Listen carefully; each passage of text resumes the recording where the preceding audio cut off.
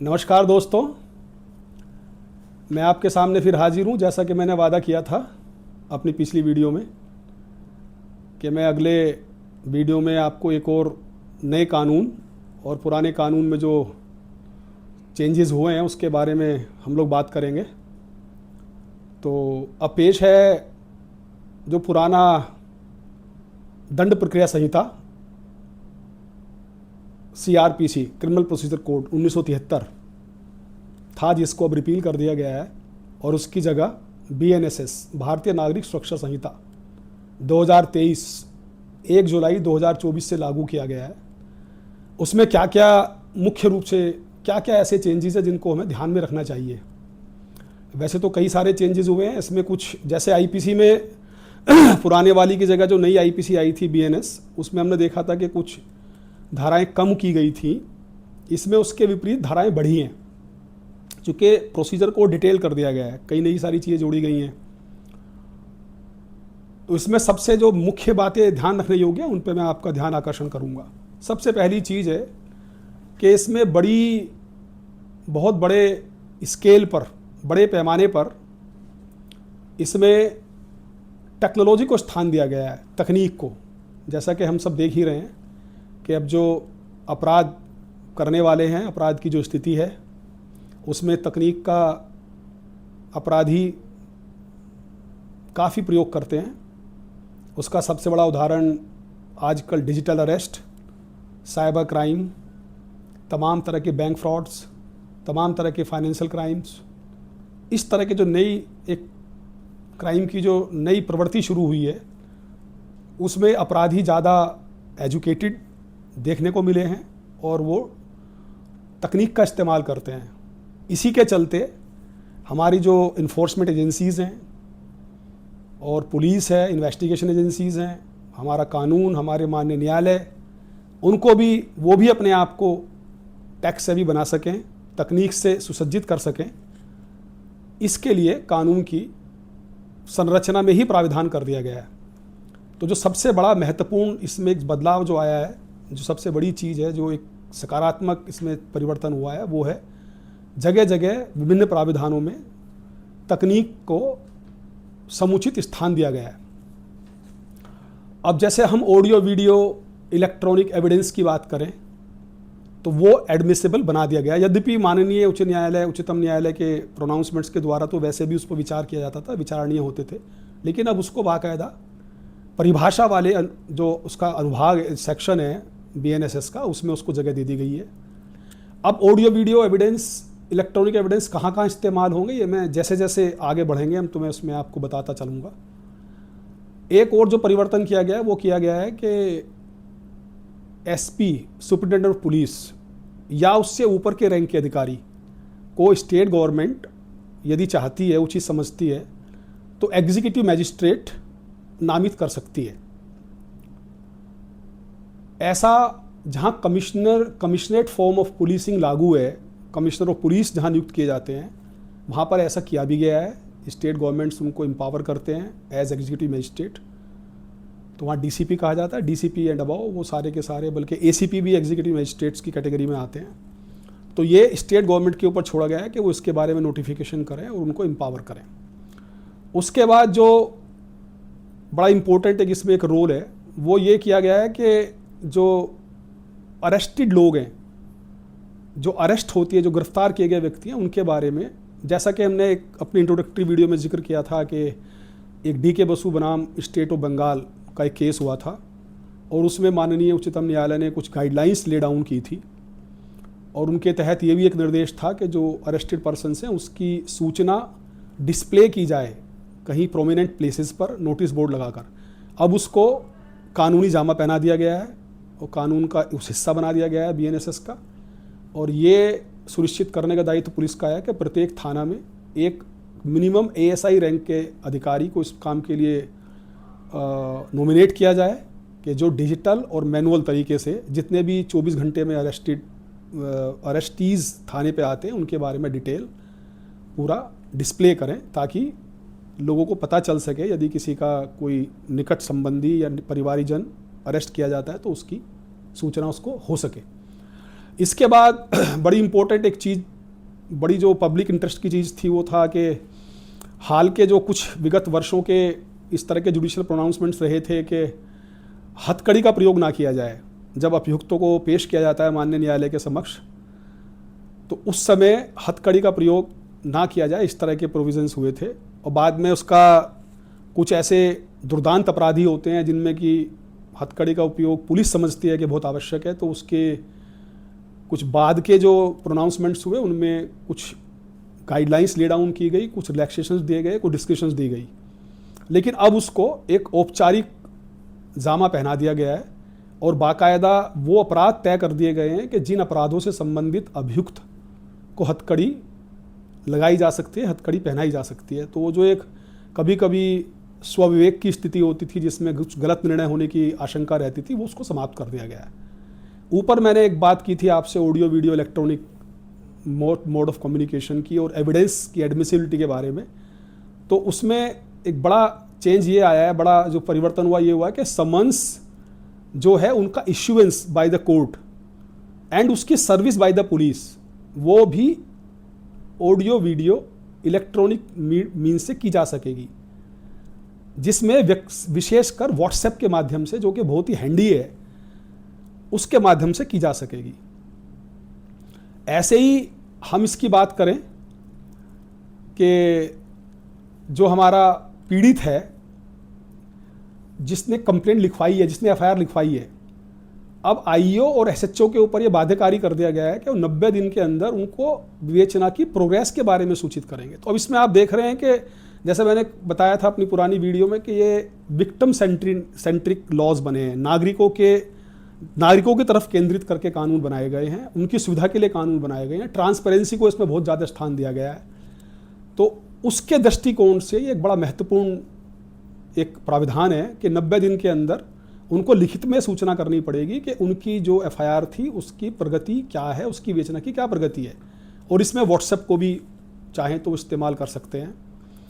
इसी तरह से जो सर्च एंड सीजर होती है, सर्च एंड सीजर के समय पे जब तलाशी जब्त की जो कार्रवाई होती है उसमें जो धारा 105 है बीएनएसएस की, उसमें वीडियोग्राफी को कंपलसरी कर दिया गया है और बल्कि उसमें यह कहा गया है कि वो मोबाइल फ़ोन से, प्रेफरेबली मोबाइल फ़ोन से बनाई जाए। तो इस पर्पज़ के लिए जैसा कि आप देखेंगे, चूँकि जगह जगह है, मतलब कानून की अपेक्षा है कि वो व्हाट्सएप का इस्तेमाल करेंगे, audio video means of communication का इस्तेमाल करेंगे, ऐसी पुलिस से अपेक्षा की जा रही है, इन्वेस्टिगेशन एजेंसी से अपेक्षा की जा रही है। तो इसके लिए स्टेट गवर्नमेंट द्वारा प्रत्येक थाने पर आईओज़ को और बाकी कर्मचारियों को भी मोबाइल फ़ोन देने की भी व्यवस्थाएं की गई हैं और ये लगातार हर वर्ष इस तरह के जो प्रोविज़न है, इस तरह की जो उपलब्धता बढ़ती चली जाएगी।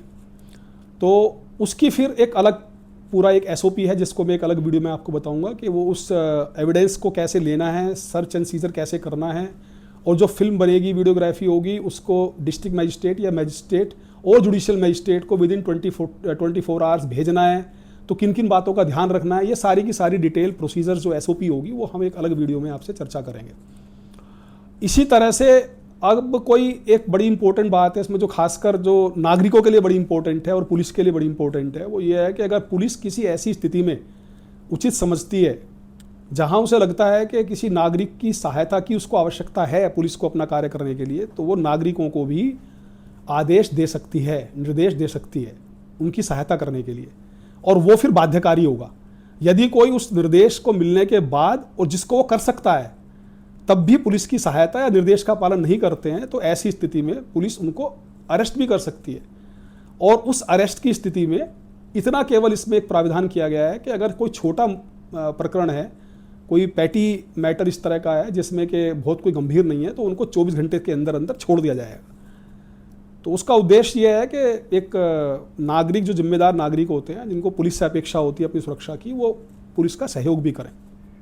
ऐसे प्रोविज़न पुराने वाली सीआरपीसी में भी कुछ अलग तरीके से वर्णित किए गए थे। इसी तरह से एक किया गया है इसमें ईएफआईआर। तो ईएफआईआर के बारे में हम अगर बात करें तो ये प्रचलन में थी पहले, लेकिन अब इसको कानूनी जामा पहनाया गया है। और ईएफआईआर के लिए जो प्रोविज़न किया गया है वो ये है कि आप इलेक्ट्रॉनिक मीन्स ऑफ कम्युनिकेशन से यदि आप थाने नहीं जा सकते हैं तो आप ईएफआईआर करा सकते हैं। इसकी कुछ शर्तें दी गई हैं, इसकी एसओपी बनाई गई है। इसमें जो कानून में दिया गया है बीएनएसएस में, वो ये दे दिया गया है कि इसमें 3 दिन के अंदर आपको जाके फिर थाने पर अपनी जो एफआईआर थी, आपकी इन्फॉर्मेशन थी, उसको साइन करना पड़ेगा। इसी से कनेक्टेड एक चीज़ है जो है 0 एफआईआर। अक्सर शिकायतें इस तरह की मिलती हैं कि पुलिस के पास जाते हैं नागरिक और कोई उनकी समस्या होती है, एफआईआर कराना चाहते हैं, तो एफआईआर ना लिखे जाने की शिकायतें यदा कदा समय समय पर मिलती रहती हैं। इसका एक समाधान निकाला गया है कि जिस थाने का वो प्रकरण है, जिस जुडिक्शन में, जिस थाने के जुडिक्शन में वो आता है, ज़रूरी नहीं है कि वहीं पे एफआईआर कराई जाए। आप किसी भी थाने में एफआईआर कराएंगे और अगर थाने को ऐसी कॉग्निजेबल ऑफेंस की एफआईआर की सूचना मिलती है तो उसको दर्ज करेगा, भले ही उसके निर्णय क्षेत्र जुडिक्शन में हो अथवा ना हो। और उसके बाद उसकी फिर प्रक्रिया दी गई है कि वो उसको कुछ प्रिलिमिनरी कार्रवाई पूर्ण करने के पश्चात ट्रांसफ़र कर देंगे जहाँ का जुडिक्शन बनता है। एक इसमें बड़ा एक इंटरेस्टिंग एक प्रोविज़न किया गया है कि प्रिलिमिनरी इंक्वायरी ऐसे मामलों में, ऐसे अपराधों में जिनकी सज़ा 3 वर्ष से ऊपर अथवा और 7 वर्ष से कम की है, ऐसे मामलों में डिप्टी एसपी, जिसको यूपी में सर्कल ऑफिसर, कमिश्नरेट्स में एसीपी, कहीं पे एसडीओपी इस नाम से जाना जाता है, उसकी परमिशन से थानाध्यक्ष 3 साल या उससे अधिक 7 साल से कम सज़ा वाले मामलों में एक प्रिलिमिनरी इंक्वायरी चाहे तो कर सकते हैं। वर्ड उसमें मे यूज़ किया गया है, लेकिन उसकी शर्त है कि उसको फिर 2 सप्ताह के भीतर उनको उसका डिस्पोजल करना पड़ेगा और उसमें आवश्यक कार्रवाई करनी पड़ेगी। ये एक बड़ा इम्पोर्टेंट एक वो है। और इसमें एक फ्रिवलेस लिटिगेशन की जो स्थिति आती है कभी कभी, जो एक सुनने को मिलता है कि किसी को रंजिशन फंसाने के लिए एफआईआर करने के इंस्टांसेस भी होते हैं, जहाँ एक और ये बात किसी हद तक तथ्यात्मक है कि शिकायतें मिलती हैं एफआईआर ना करने की, वहाँ ये भी तथ्यात्मक पहलू है कि कभी कभी ऐसी एफआईआर भी करा दी जाती हैं जो कि दूसरों को परेशान करने की नीयत से कराई जाती है। उनसे बचने का, फ्रिवलेस लिटिगेशन से बचने का ये एक तरीका उसमें सुझाया गया है। फिर एक टेक्नोलॉजी की तरफ मैं आपका ध्यान आकर्षित करना चाहूँगा कि जो कोर्ट के द्वारा, माननीय न्यायालय के द्वारा कन्फेशंस, स्वीकारोक्ति और स्टेटमेंट दर्ज किए जाते हैं विटनेसेस के, अब उनको भी ऑडियो वीडियो मोड से दर्ज किया जा सकेगा।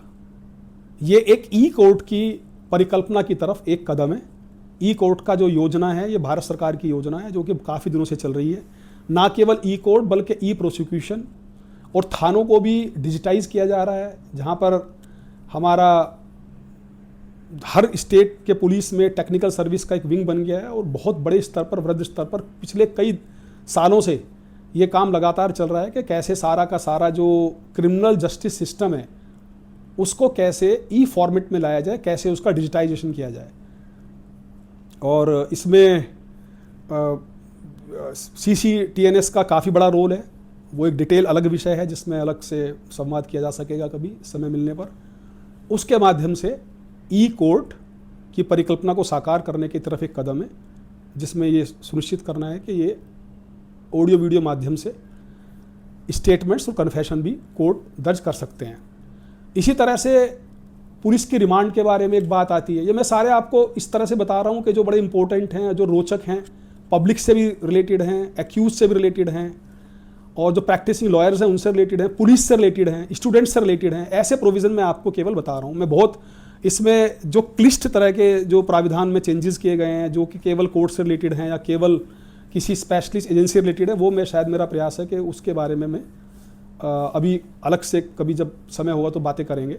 तो पुलिस रिमांड के बारे में एक बड़ा इम्पोर्टेंट इसमें प्रोविज़न किया गया है। उसमें यह कर दिया गया है कि जैसे पहले से प्राविधान है कि कुछ केसेस ऐसे होते हैं, समन्स केसेस, जिनमें 60 दिन तक का रिमांड मिलता है, 60 दिन विवेचना पूरी करने का मैंडेट है। और जो वारंट केसेस में 90 दिन का विवेचना को पूरी करने का रिमांड का मैंडेट है, जुडिशियल रिमांड का। तो उस 60 दिन और 90 दिन में पहले क्या होता था, पुलिस रिमांड वो फर्स्ट 15 डेज में मिल सकती थी। फर्स्ट 15 डेज में पुलिस रिमांड मिल सकती थी। अब उसको लिबरल करते हुए पुलिस रिमांड को थोड़ा सा और लिबरल किया गया है और ये प्राविधान कर दिया गया है कि जो 60 दिन की रिमांड की अवधि वाले मामले हैं उनमें पहले 40 दिन के अंदर, और जो 90 दिन की रिमांड की अवधि वाले मामले हैं उनमें पहले 60 दिन के अंदर 15 दिन का पुलिस रिमांड टुकड़ों में भी दिया जा सकता है। ये एक बड़ा इंपॉर्टेंट प्रोविज़न हुआ है और बड़ा इसमें मतलब जो इन्वेस्टिगेशन एजेंसीज़ हैं उनको एम्पावर्ड किया गया है, और मैं समझता हूँ कि उनके लिए एक सहूलियत की स्थिति बनाई गई है कि विवेचना के विभिन्न चरणों को जब वो आगे बढ़ते हैं तो अपने उससे वो उसके हिसाब से कोर्ट के आदेशानुसार वो अलग अलग समय की अलग अलग दिनों की अवधि के लिए रिमांड का रिक्वेस्ट कर सकते हैं। इसके बाद एक बड़ा इम्पोर्टेंट ये कर दिया गया है कि कई चीज़ों को बहुत टाइम बाउंड बनाया गया है। जैसे मैंने बताया था कि प्रोग्रेस ऑफ इन्वेस्टिगेशन का 90 दिन की जो बात की गई थी, वहाँ एक 90 दिन की बात आ गई। अब इन्वेस्टिगेशन ऐसे जो क्राइम अगेंस्ट विमेन है वहाँ पर 60 दिन में इन्वेस्टिगेशन पूरी करनी पड़ेगी, ये समय सीमा बांध दिया गया है। माननीय न्यायालयों के लिए भी कहीं कहीं समय सीमा निर्धारित की गई है, जैसे कि कमिटल प्रोसीडिंग्स आपकी 60 दिन में पूरी हो जाएंगी, 90 दिन में पूरी हो जाएंगी। चार्ज की फ्रेमिंग का कार्य 60 दिन में पूरा हो जाएगा। आप जजमेंट कितने दिन रिजर्व रख सकते हैं इसकी सीमा बना दी गई है 30 दिन की। अगर रीजंस देंगे राइटिंग में तो माननीय न्यायालय 45 डेज तक उसको बढ़ा सकता है। इस तरह की जगह जगह पे कहीं जगह पे सीमाओं को बांधा गया है ताकि जो BNSS का स्टेटेड ऑब्जेक्टिव है कि 3 साल में क्रिमिनल ट्रायल पूरे हो जाएं, उसको अचीव किया जा सके। ऐसा एक प्रयास है इस कानून के माध्यम से। एक बड़ा इंपॉर्टेंट प्रोविज़न इसमें यह किया गया है कि जो पहले गवाही के लिए जैसे कोई IO हैं, सब इंस्पेक्टर या इंस्पेक्टर या डिप्टी SP हैं, वो रिटायर हो गए, अब उनकी एविडेंस होनी है तो बहुत मुश्किल से एविडेंस हो पाती थी। संबंध नहीं हो पा रहा है, सर्विस नहीं हो पा रही है, फिर वो कई बार आ नहीं पा रहे हैं, कभी कुछ और प्रॉब्लम है, कभी कोई इशू है। अब उसको फिजिकल प्रेजेंस को डिस्पेंस करके ऑडियो वीडियो माध्यम से उनकी एविडेंस के बारे में बता देगा। और उसके लिए हर पुलिस लाइन में, हर जिले की पुलिस लाइन में एक VC रूम बनाए जा रहे हैं जिनमें कि वो आएंगे, जो जहाँ के जो रहने वाले, जहाँ पर वो बस गए हैं रिटायरमेंट के बाद, वो अपने ही जिले की पुलिस लाइन में जाएंगे और वहाँ से VC के माध्यम से माननीय न्यायालय में अपनी गवाही दर्ज करा सकेंगे। इस तरह के प्रोविज़न किए जा सके ताकि स्पीड अप किया जा सके चीज़ों को। इसी से रिलेटेड एक और चीज़ है कि जैसे प्रोसिक्यूशन सैंक्शन, तो जो पब्लिक सर्वेंट्स के खिलाफ जो मुकदमे पंजीकृत होते हैं उसमें प्रोसिक्यूशन सैंक्शन दी जाती है। तो पहले वो पड़ी रहती थी बहुत सालों तक, डिस्कशंस थी, अब उसको बांध दिया गया है कि वो 120 दिन में डिसाइड कर लें कि देनी है कि नहीं देनी है। अगर नहीं देंगे तो 120 दिन में मान लिया जाएगा कि prosecution sanction shall be deemed to have been given. इस तरह का प्रोविज़न मान लिया जाएगा, ये बड़ा इंपॉर्टेंट है। इसी से रिलेटेड एक चीज़ और है कि जो पहले प्रोसिक्यूशन सैंक्शन देते थे उनसे उनकी गवाही होती थी, अब वो गवाही उन्हीं की होगी जिस अधिकारी ने प्रोसिक्यूशन सैंक्शन दिया है। उस पर बड़े इश्यूज होते थे, कभी वो ट्रांसफ़र हो गए, रिटायर हो गए तो आने में दिक्कत होती थी, वो सारे इश्यूज होते थे। अब उसको सिंप्लीफाई कर दिया गया है कि सक्सेसर इन ऑफिस, अगर किसी एक्स ऑफिसर ने अपने टेन्योर में प्रोसिक्यूशन सैंक्शन दी है तो उसको प्रूव करने के लिए, सिद्ध करने के लिए माननीय न्यायालय के समक्ष उनके जो उत्तराधिकारी अधिकारी हैं वो आएंगे और वो उसके सैंक्शन को प्रूव करेंगे। तो ये बहुत बड़ा एक रिलीफ है प्रोसिक्यूशन के लिए। इसी के साथ साथ एक विक्टिम कंपनसेशन स्कीम स्टेट्स को जो बनानी है, इसका प्रोविज़न किया गया है। विटनेस प्रोटेक्शन स्कीम, इसका एक प्रोटेक्शन एक वो किया गया है। इसके बाद एक और बड़ा इंपॉर्टेंट प्रोविज़न है, पहले जैसे कुछ ऐसे जो धमकी जैसे किसी को दिया है, डिजिटल अरेस्ट के मामले हैं, टेलीफोन पे धमकी देने के मामले हैं, इनमें वॉइस सैंपल लेना पड़ता था इन्वेस्टिगेशन एजेंसीज़ को। कई जो डॉक्यूमेंट्स को फ्रॉड करने के जो मामले होते हैं, फर्जी डॉक्यूमेंट बनाने के या सिग्नेचर के या हैंडराइटिंग संबंधी, जिनमें के फिंगरप्रिंट्स लेने होते हैं, उनमें उसका कस्टडी में होना ज़रूरी होता था जिस भी एक्यूज़ के सैंपल लेने हैं। अब वो ज़रूरी नहीं है, बिना कस्टडी के भी सैंपल लिया जा सकता है। इस तरह के प्रोविज़न इसमें सारे किए गए हैं। एक बड़ा इंपॉर्टेंट इसमें खासकर पब्लिक सर्वेंट्स के लिए है, जो कभी कभी ऐसी स्थिति आ जाती है कि हम लोग जो सरकारी काम करते हैं उसके राजकीय कार्य के निष्पादन के दौरान कुछ ऐसी परिस्थितियां उत्पन्न हो जाती है जिनको लेके कोई पीड़ित महसूस करता है, फिर वो FIR कराने की, क्रिमिनल प्रोसीडिंग शुरू करने का उसका एक मंशा होती है। सारे जो भी स्टेप्स हैं उनको लेने के बाद वो फिर फाइनली कोर्ट में पहुंचते हैं और कोर्ट में वो किसी अमुक पब्लिक सर्वेंट के खिलाफ FIR दर्ज करने का आदेश देने का अनुरोध करते हैं। तो उसमें पब्लिक सर्वेंट्स को एक, मैं इसको कहूँगा कि संरक्षण, प्रोटेक्शन देने के जो उसमें वो है, ताकि अनावश्यक विसियस लिटिगेशन ना हो और अनावश्यक डिमोरलाइज पब्लिक सर्वेंट्स को ना किया जाए। एक फ़िल्टर लगाया गया है, वो फ़िल्टर ये है कि नंबर 1, उस पब्लिक सर्वेंट का भी पक्ष सुना जाएगा इससे पहले कि माननीय न्यायालय किसी FIR का आदेश करें। नंबर 2, उनके सुपीरियर की उसके बारे में क्या टिप्पणी है, उसकी एक रिपोर्ट उनके सुपीरियर जो पर्यवेक्षण अधिकारी होंगे उनसे प्राप्त की जाएगी। उसके बाद माननीय न्यायालय इसके बारे में निर्णय करके आदेश देंगे। ऐसे ही रिलेटेड एक और छोटा सा इशू है जो नागरिकों से रिलेटेड है और पुलिस से भी रिलेटेड है। अगर थाने पे कई बार, जैसे मैंने पहले जिक्र किया कि शिकायतें होती हैं कि उसमें एफआईआर नहीं की जा रही है, तो ऐसे में पहले प्रैक्टिस थी, अब उसको नियम बना दिया गया, कानून बना दिया गया है कि अगर थाने पे कोई दिक्कत आती है तो वो कंसर्न एसपी या कमिश्नर ऑफ पुलिस को एक रजिस्टर्ड पोस्ट लिखेंगे, और अगर तब भी एफआईआर नहीं होती फिर मजिस्ट्रेट के पास जाएंगे और वो पूरे अपने एविडेंस प्रोड्यूस करेंगे। उस पर फिर मजिस्ट्रेट के लिए भी एक ये प्रक्रिया बनाई गई है न्यायालय के लिए, माननीय न्यायालय के लिए, कि वो पुलिस से पहले उसकी रिपोर्ट ले लेंगे, उसके बाद वो आदेश करेंगे। इसको थोड़ा सिस्टमेटिक बना दिया गया है। तो मुझे यही केवल कहना था कि इसमें जो 4-5 चीज़ें हैं, विशेषकर technology, time bound, transparency, victim और विटनेसेस के प्रोटेक्शन, और स्पीड अप करना चीज़ों को ज़्यादा एफिकेसी के साथ, और हम लोग एक नए क्रिमिनल जस्टिस सिस्टम तक की तरफ बढ़ें, ऐसा प्रयास BNSS 2023 में किया गया है। मैं इन्हीं शब्दों के साथ अपनी वाणी को विराम देता हूँ। बहुत बहुत धन्यवाद। जय हिंद।